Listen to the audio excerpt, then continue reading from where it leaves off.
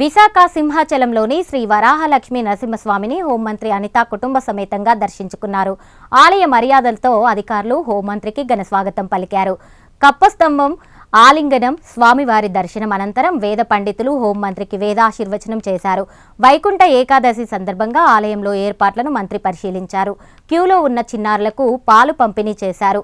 దేవుడి దయ వల్ల కూటమి ప్రభుత్వం ఏర్పడిన తర్వాత ఆలయాల పరిరక్షణ ప్రక్షాళనకు నడుం బిగించామన్నారు అనిత.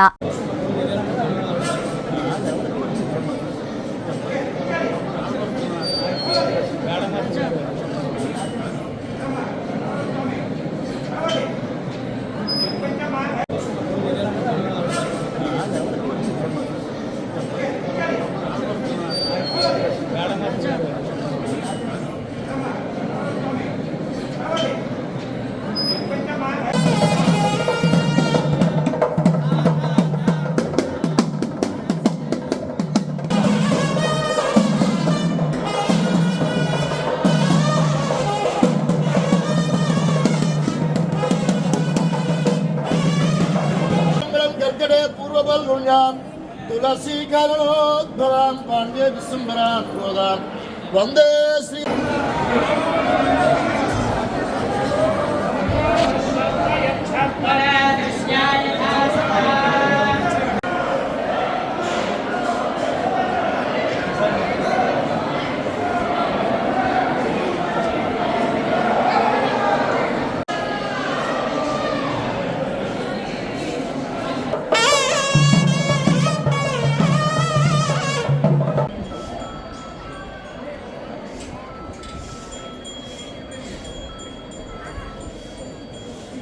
పనిగారు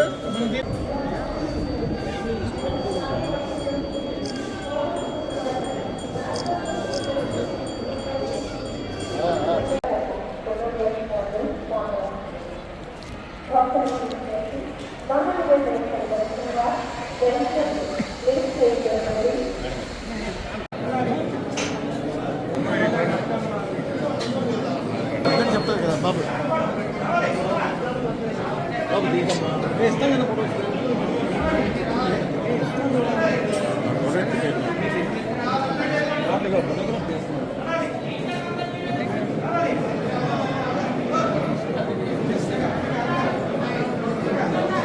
మేడం మరి ఇలా చూడండి ఒకసారి.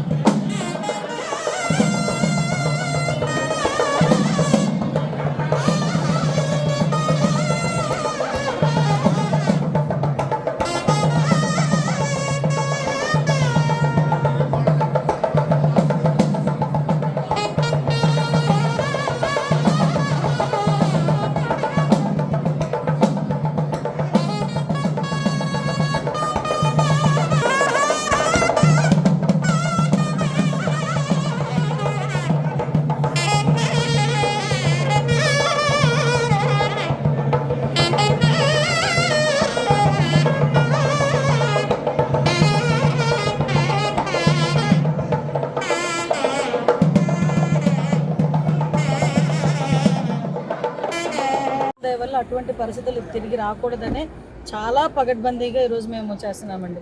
మీరు జరిగిన 2 ఇన్సిడెంట్లు చెప్పడం తప్పని నేను చెప్పట్లేదు, కానీ అంతకన్నా వైభవంగా జరిగిన కనకదుర్గమ్మ అమ్మవారి నవరాత్రోత్సవాలు ఎంత వైభవంగా జరిగినాయో తెలుసు. సుమారుగా 12 లక్షల మంది 11 రోజుల పాటు ఒకవైపు విజయవాడ ఉత్సవం జరుగుతుంది, ఒకవైపు కనకదుర్గమ్మ నవరాత్రులు జరిగినాయి. ఈ రెండింటి జరిగినప్పటికీ కూడా 12 లక్షల మంది పైగా భక్తులు వచ్చే దర్శనం చేసుకున్నా కూడా ఎక్కడ ఒక సింగిల్ ఇన్సిడెంట్ జరగకుండా చూసుకునే బాధ్యత కూడా మేము తీసుకున్నాం. దయచేసి నేను కూడా పత్రికాముఖంగా మీకు చెప్పేది ఏంటంటే, జరిగిన యాక్సిడెంట్లు జరిగిన సిచ్యువేషన్స్ని మీరు సర్దిద్దుకొని ఈరోజు మంచి పొజిషన్లో మేము ముందుకెళ్లే పరిస్థితి కనిపిస్తూ ఉంది. దీనికి మీ తాలూకా సహాయ సహకారాలు కూడా అవసరం నేను భావిస్తున్నాను అండి.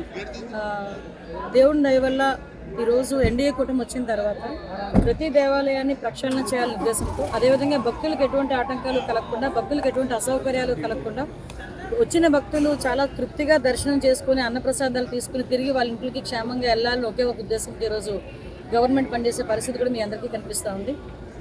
దాంతోపాటు ఆలయాల పరిరక్షణ, అదేపాటు వచ్చే భక్తులకు ఎటువంటి ఇబ్బంది లేకుండా చూసుకోవడం, వీటన్నిటి గురించి కూడా ఒక కమిటీ ఏర్పాటు చేసుకొని ఆ కమిటీ ఆధ్వర్యంలో ఈరోజు అన్ని ఆలయాలను కూడా పరిరక్షించుకునే పరిస్థితి కూడా ఈరోజు గవర్నమెంట్ తీసుకుందంటే ఈరోజు దేవాలయాల పట్ల, హైందత్వం పట్ల ఈరోజు గవర్నమెంట్ ఎంత చిత్తశుద్ధితో పనిచేస్తుందో మనందరికీ కూడా తెలుసుకోవాలి. దీనికి అనుగుణంగానే వచ్చిన భక్తులు కూడా, వచ్చిన వాళ్ళందరూ కూడా సామరస్యంగా అందరూ కూడా దేవుని దర్శనం చేసుకొని అన్నప్రసాదాలు తీసుకుని వెళ్ళాల్సిందిగా ప్రతి భక్తుని కూడా కోరుకుంటున్నానండి. ఎందుకంటే ఇక్కడికి వచ్చే ప్రతి భక్తులు కూడా చాలా భక్తితో వస్తారు, అందరికీ కూడా ఆతృత ఉంటుంది. అటువంటి ఆతృత లేకుండా క్షేమంగా వెళ్ళి ప్రశాంతంగా దర్శనం చేసుకుని బయటకు వచ్చి అన్నప్రసాదాలు తీసుకుని వెళ్ళే పరిస్థితి కూడా ఈరోజు గవర్నమెంట్ అన్ని దేవాలయాల్లోనే కల్పిస్తుంది. పెద్ద పెద్ద దేవాలయాలే కాదండి, చిన్న చిన్న దేవాలయాలు కూడా ఎక్కడెక్కడ ఏంటి ఉన్నాయి, వాటికి పర్మిషన్స్ ఉన్నాయా లేదా, లేకపోతే వాటిని దేవాదాయ శాఖ ఆధ్వర్యాలు ఉన్నాయా లేదా, లేకపోతే వాళ్ళు ఎలా పనిచేస్తున్నారు, ఈ విషయం మీద కూడా కూలంకషంగా మేము చర్చించుకుంటున్నాం. వాళ్ళ దగ్గర ఇన్ఫర్మేషన్ కూడా తెప్పించుకొని ఆ సౌకర్యాలన్నీ కూడా కలిగిస్తాం. ప్రధాన ప్రసాద రుచిలో నాణ్యత తక్కువ ఉందని నా చేతిలో ప్రసాదం ఉంది, చాలా బాగుంది. అది వచ్చి భక్తుని ఆ రోజు విషయం ఏంటంటే సార్, భక్తులు ఇప్పుడు మీరు ఉన్నారండి, మీ ఇంట్లో 5 ఉంటారు, 5 ఒక మాట మీద ఉంటామా అండి? అంతే కదా. నేనేమంటానంటే నేను అవుట్ రైట్గా బాగాలేదన్న విషయాన్ని గురించి బాగుందని చెప్పడానికి నేను ప్రయత్నం చేయట్లే. నేనేమంటానంటే భక్తుల ఫీడ్బ్యాక్ కూడా కంపల్సరీ మనం తీసుకుంటున్నాం. ఇప్పుడు కూడా అది అయిన తర్వాత నాకు తెలిసి ప్రసాదం నాణ్యత పెరిగినట్టుంది. ఆటోమేటిక్గా నేను చేతిలో పట్టుకుని తిరుగుతున్నా, వీళ్ళు కావాలని అడిగి ఆ ప్రసాదం తీసుకురండి అని తింటున్నా, బాగుంది.